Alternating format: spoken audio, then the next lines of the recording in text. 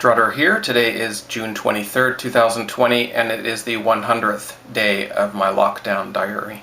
And I still call it a lockdown diary, even though maybe technically we aren't locked down. Someone commented, I think, on YouTube recently. They said something like, "You're allowed out of the house now, you know." And that's true. We are now allowed out of the house, and we were never really forced to stay in the house. It was really only ever a recommendation, although people were being shamed and even picked up by the police and fined and so on if they were out of the house. So it was kind of like they made it a law that we were in lockdown. But anyway, we're not really in that lockdown anymore. We are allowed out to the store more than once a week now, which is nice. And they're saying that the first wave is not over. Was a big thing today on CNN. First wave not over. But we're already being told that the second wave is hitting. And if you look at death numbers, there is an increase over the past 2 to 3 weeks since the reopening, which, depending on where you are, started, I don't know, a month or so ago. But this is all happening at various times and various rates at different paces around the world, so you can't really talk about any one place being open or closed. Here in BC anyway, Western Canada where I live, they're not calling it really lockdown anymore, and we are allowed, like I said, out of the house. We are allowed, to the store more than once a week. We can see family members now, which is new. But has lockdown really ended with all these rules and just, I don't know, it sounds like almost just the numbers have changed. Like instead of 10 people allowed to gather outside, you're allowed to have 50 people gather. But there still are those rules in place, right? And it still is a state of emergency here, which isn't talked about very much, but they renew it every 2 weeks, and that is unprecedented. It has gone longer than any other state of emergency ever. It was only ever supposed to be used in the most dire of situations, like the Russians had landed ships in Vancouver and were taking over this, the city. It wasn't meant to be used for, well, a few years ago it was fires. There was fires, natural fires. They had to declare states of emergency, and now it's being used for illnesses, which amounts to a bad flu season, as we've talked about before. It really has been overblown, and this state of emergency just goes on, and what that means is that the people have no charter rights or no constitutional rights. We have no protections at all. It all has been stripped. So even that very little bit of rights that we had 6 months ago, we don't have now. And at any moment something could happen, and things could escalate. When you don't have rights, you don't notice it until you need them. So we've been kind of like coasting along sort of semi-smoothly for this last few months.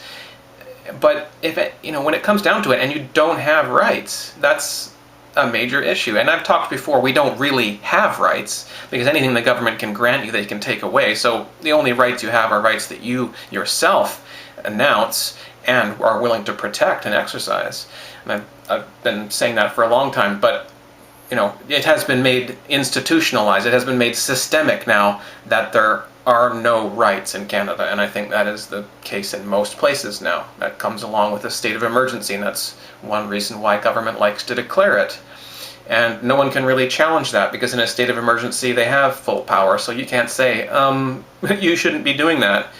You can't do anything. There's no one that can do anything about the state of emergency, which is just another way to say essentially martial law without having to have boots on the ground. And hey, if they needed to, they would have boots on the ground too. It would be any kind of martial law they need. If they need hard tyranny, they will go to hard tyranny. They will and are going to maintain control at all costs. And they've made that clear. The system is not intending to lose control of things here. So there's total government control of the people and of the economy as well. They've decided what's essential and what's not.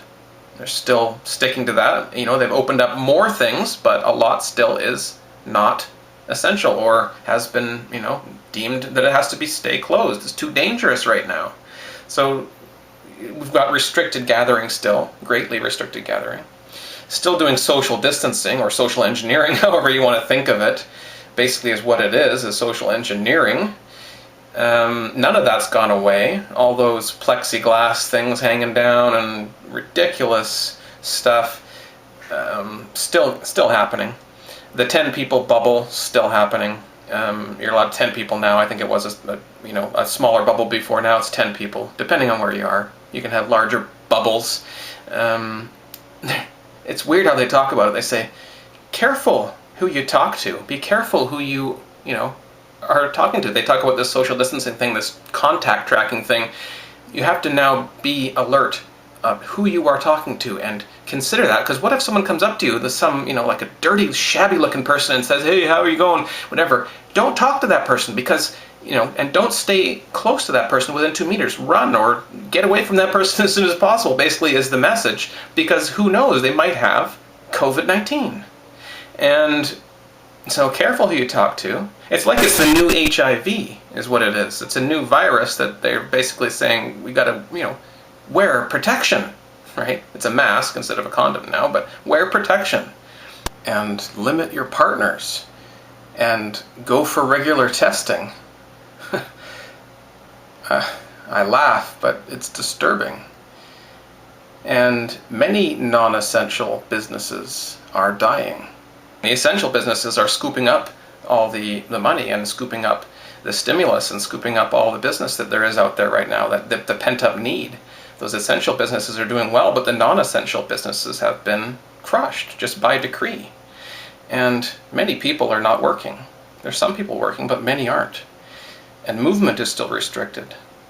The borders are still closed. You can hardly get from province to province in Canada right now. So no, the lockdown didn't end. It just changed shape. It's just a different looking, different sounding lockdown now, but it's still lockdown. So this is day 100 here in BC of the lockdown as a result of the overblown coronavirus scare.